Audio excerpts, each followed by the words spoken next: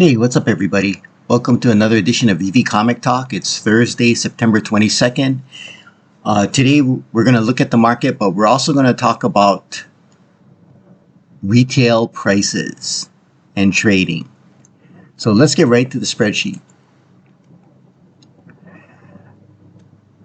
We have 71 up that we're looking at, 57 down, 22 even. So it looks like the market is up, but in reality, the trading feels still bearish because what we're seeing is some big moves down in the higher end comics. For example, AF-15 is down. The Kamala Khan Secret Rare is down big, over 20%. Amazing Spider-Man 300 is down. So the better stuff has been moving down. The lower end commons are what's moving the market up. This also reflects in the collectibles, where we see a 20 up, 37 down, 6 even. Compared to the average, we have 35 up, 114 down, 1 even. So it looks like we're bouncing up, but again, this is mostly in some of the comments.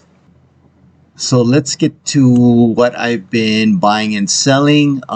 Today I bought a number of stuff, all low-end stuff. I picked up a couple Marvel Mighties, Bucky Barnes the Rare, Deadpool, and a whole bunch of lower-end commons and one rare Spider-Man 5. People are dumping a number of these, so I picked some up at the floor. I did sell a number of things. The Aya Agamotto clothes, which I just bought the other day. Amazing Spider-Man 14, the rare. Vengeance 1 has been moving up. I sold that. And I've been buying the Avengers 4, which I talked about in a previous video, in the $9 range, and been flipping them here and there, picking up small gains. So I'm going to spend the bulk of this video talking about retail prices and how to trade them. So there have been people I've been talking to and says, well, look how much things are down off the retail. All they need to do is get back to retail. I'm going to make a lot of money. The retail price, in my opinion, and this is just my opinion, not financial advice, is irrelevant. That's an arbitrary price that the vendor or the manufacturer, in this case VeVe, sets for a particular item, and it is not borne out by the market.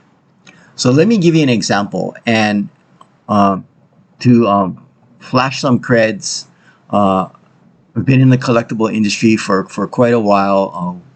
We have a trading card store which sells Magic, YuGiOh, and Pokemon. One of the larger stores in Hawaii, not the largest, but one of the bigger ones. We have hundreds of orders every day of trading cards, so I'm going to put it in that perspective. It's hard to find an equivalent to VeVe at this time, but I'm going to use a YuGiOh pack. And the reason why I'm doing this is basically VeVe took the rarities from a mix of YuGiOh and Magic the Gathering. So they got the common, the rare, the ultra rare, and the secret rare from YuGiOh, and the common, uncommon rares from Magic. So a YuGiOh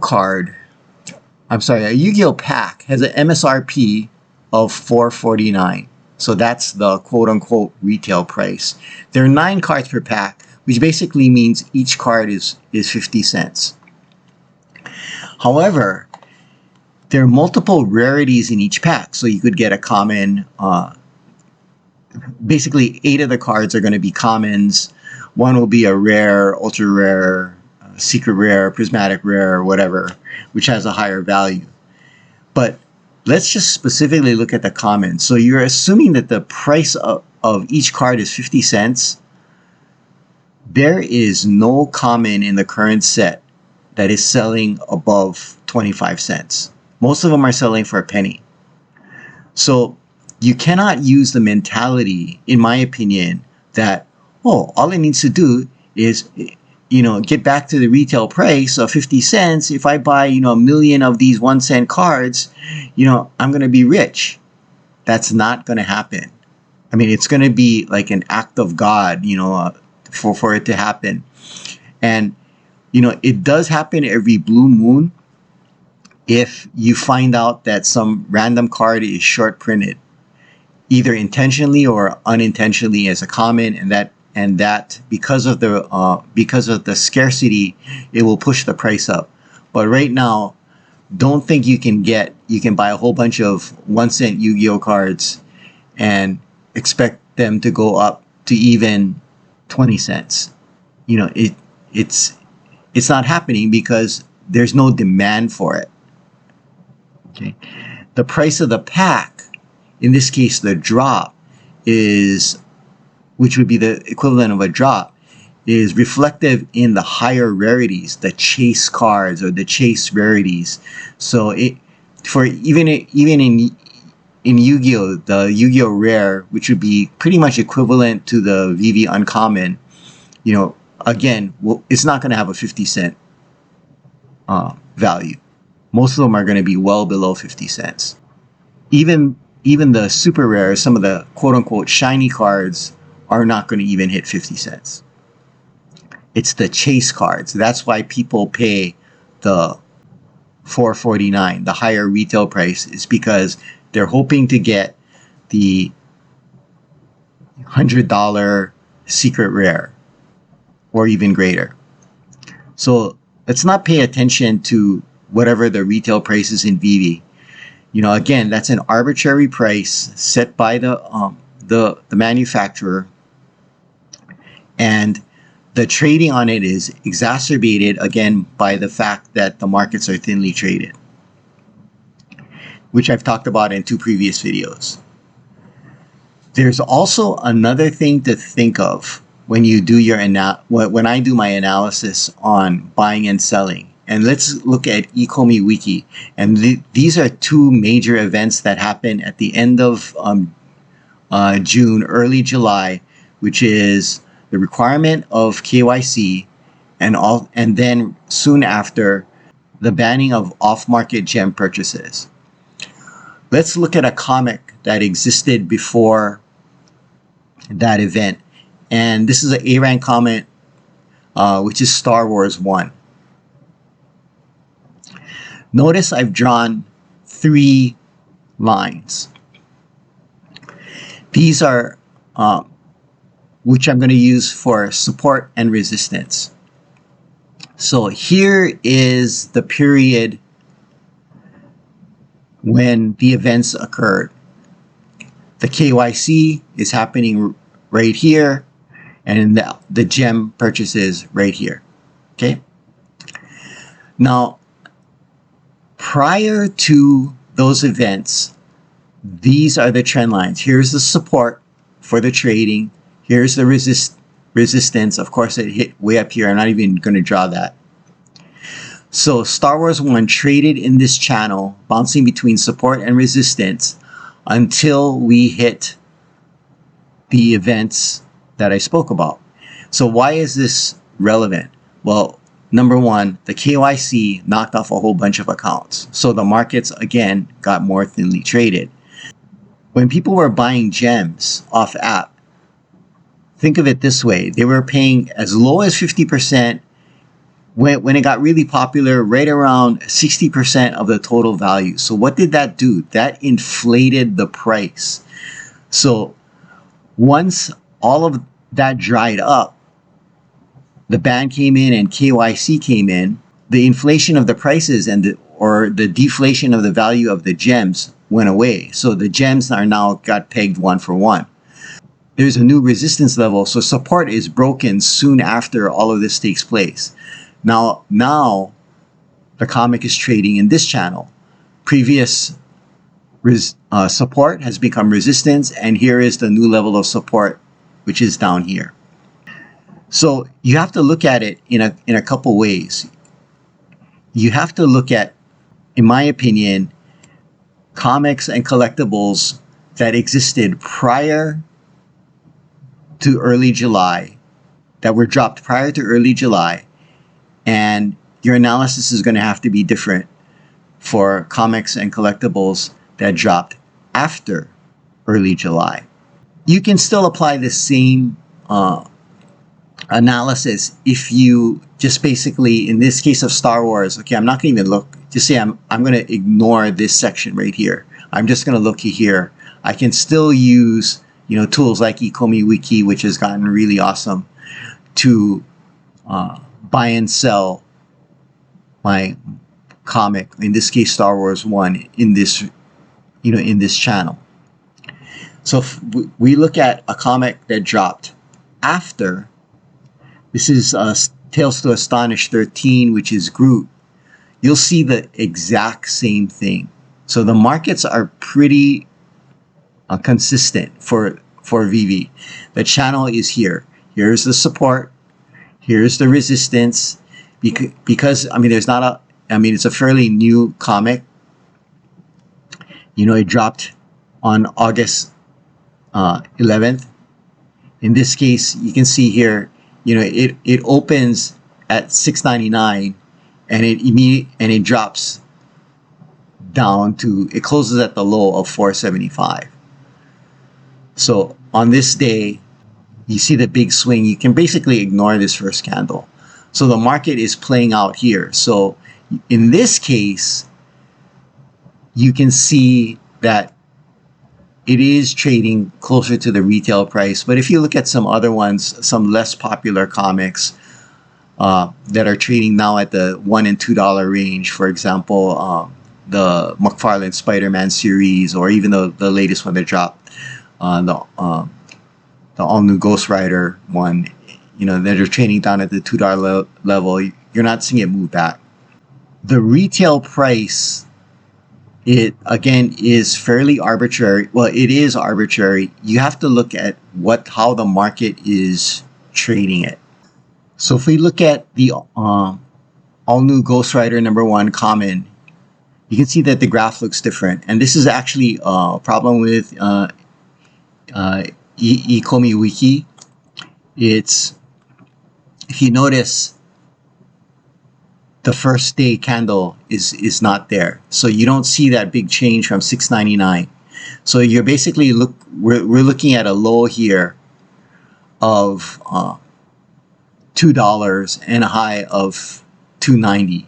For some reason on this particular chart, where the Ecomi Wiki is not showing the first day, so you don't see the $6.99.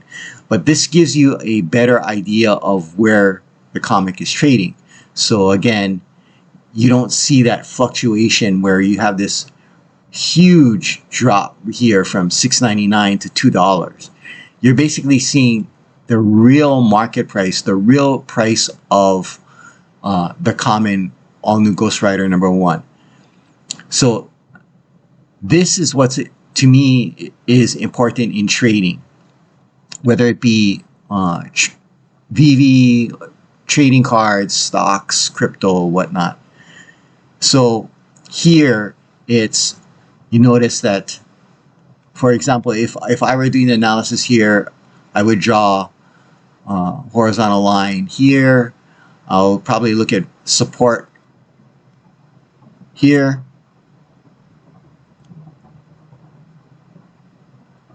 Resistance would have been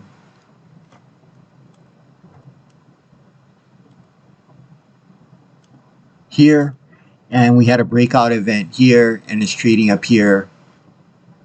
So this becomes the new level of resistance, which is $2.90. So this is how I would draw my support and resistance lines. So again, technical analysis, I'm a big fan of technical analysis. It is much more difficult in thinly traded markets, but it still, to me, applies. So that's how I would look at trading in this market. To me, it doesn't matter whether it's a bear or a bull market. It pretty much, everything, the principles still apply. So even though, let's go back to the Star Wars, even though we have the significant events of the KYC and the off-app gem banning, you can still trade it, right? You can trade because support gets broken here, and now it gets established here. So you can we can buy and sell within in this range.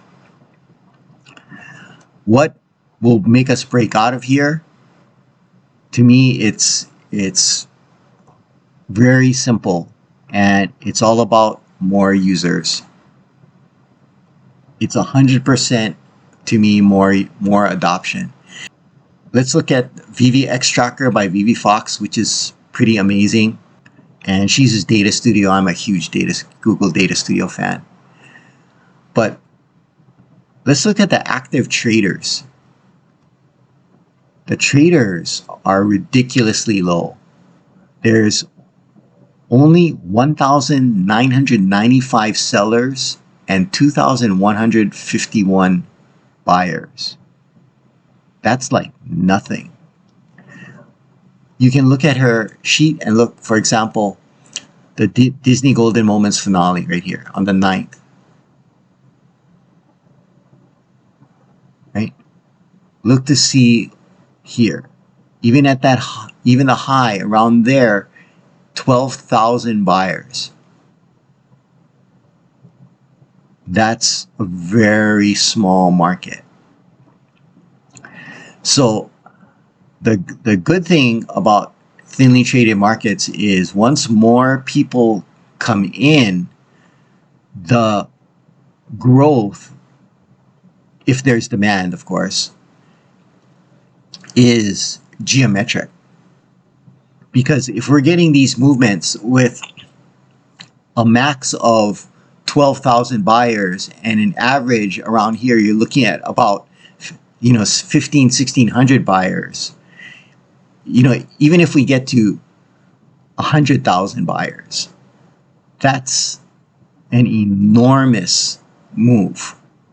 And since the supplies are limited, the fluctuation for in prices is also going to be very significant.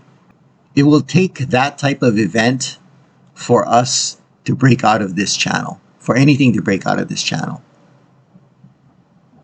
There has to be an event that's going to either bring in more users, thus hopefully increase demand, or there is an event, a utility type event that says, okay, I'm not saying this is going to happen, that, if you own the Star Wars 1 comic, you get 10% off at, the next Comic-Con.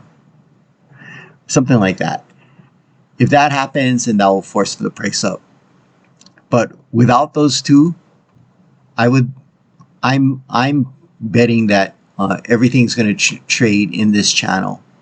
Also, if there's a negative news, if, for example, if there is a, let's say, VeVe loses a particular IP, then this support level is probably going to break, and this will become the new resistance, and things will go down. So that's my take on the market today, and also my thoughts on retail price and trading, and also using tools like Ecomi Wiki, which is super awesome. And also, be sure you check out the VeVe Extractor by VeVe Fox, which is an awesome job. I'd like to hopefully, I wonder if she'll share her code on how she's doing all of this, which is really great. My spreadsheet here, I have a link to it in the description below, so you can click on it and download it. I update it pretty much every day. Please comment. Let me know your thoughts on VeVe, trading, collectibles, the market, whatever, crypto, stocks, anything. And I'd really like to hear from you guys. Please like and subscribe. Thanks for watching. Have fun collecting, and aloha.